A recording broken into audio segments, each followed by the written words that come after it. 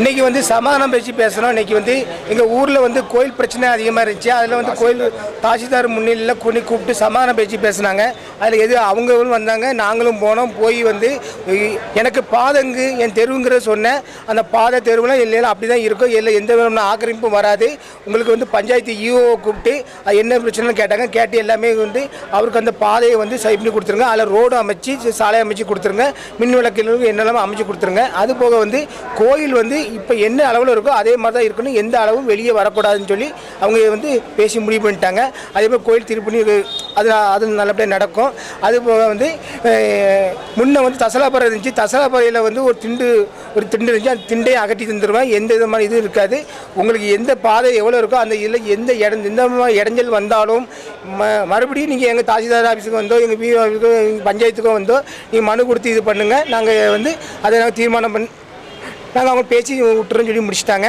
எங்களுக்குள்ளே நான் சமாதானம் பேசி நீங்கள் முடிவு பண்ணியாச்சு. தாசில்தார் எங்களை 2 வரையும் வர சொல்லியிருந்தாங்க. சமாதான கூட்டத்துக்கு வந்திருந்தோம். அவங்களும் வந்திருந்தாங்க, நாங்களும் வந்திருந்தோம். 2 வரைக்கும் பேசி சமாதானமாக முடித்தாங்க. சமாதானம் முடிச்சுக்கிட்டோம். கோயிலை அதே இடத்துல கட்டுங்க, அதுக்கு மேலே விரிவாக்கம் பண்ணாதீங்க. அதே இடத்துல கோயில் வரும். அது பழைய கோயிலை அதே அஸ்தவரெலாம் கட்டுறோம். இனிமேல் எந்த விரிவாக்கம் வராது அப்படின்னு சொல்லிட்டோம். அவங்களுக்கும் பாதைக்கு எந்த இடையூறு இல்லாமல் செய்யுங்கன்னாங்க. அவங்களும் பாதைக்கு எந்த இடையூறு செய்ய மாட்டோம். இதுக்கு முன்னக்கூட்டியும் செய்யலை, இனிமேல் செய்ய மாட்டேன்ட்டோம். எங்களுக்குள்ள உடன்படிக்கை ஏற்பட்டுட்டு இந்த சமாதானம் முடிச்சுக்கிட்டோம். வேறு எந்த பிரச்சனையும் இல்லை. கோயில் திருப்பணி இனி நடைபெற்றுட்டு இருக்கோம். அது கும்பாபிஷேகம்லாம் நல்லபடியாக நடக்கும். எல்லாத்துக்கும் நாங்கள் கலந்து விடுறோன்னு சொல்லியிருக்காங்க. கும்பாபிஷேகம் இனி நடக்கும். கோயில் திருப்பணி முடிஞ்சு கும்பாபிஷேகம் நடக்கும்.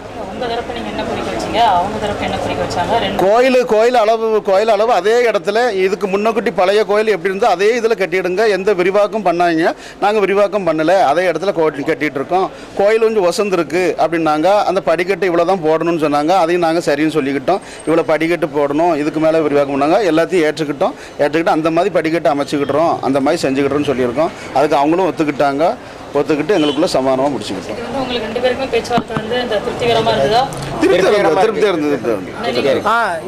திருப்திகரமாக இருக்குது. அது முடிச்சாச்சு. ஏன்னா இனிமேல் எந்த விதமான இதுவும் வராது. இடைஞ்சூர் வந்தாச்சுன்னா நான் உங்களுக்கு நானே வந்து முன்னே நின்று எல்லாம் செஞ்சாரன்னு சொல்லி ஈஓ, தாசில்தார், நம்ம கோட்டாட்சியர், அதுக்கப்புறம் நம்ம குலசேகரப்பட்டினம் காவல்துறை, டிஎஸ்பி எல்லாருமே வந்து பேச்சுவார்த்தை சொல்லுங்க. நாங்கள் 2 செஞ்சு தரேன்னு சொல்லியிருக்காங்க. எதனால எங்கிட்ட சொல்லுங்கன்னு அவங்களையும் சொல்லியிருக்காங்க, எங்கள்கிட்டையும் சொல்லியிருக்காங்க. அதனால் நாங்கள் பேசி தீர்த்துக்கிடுவோம். எங்களுக்குள்ள வேறு எந்த பிரச்சனையும் கிடையாது. சமாதானம் முடிச்சுக்கிட்டோம்.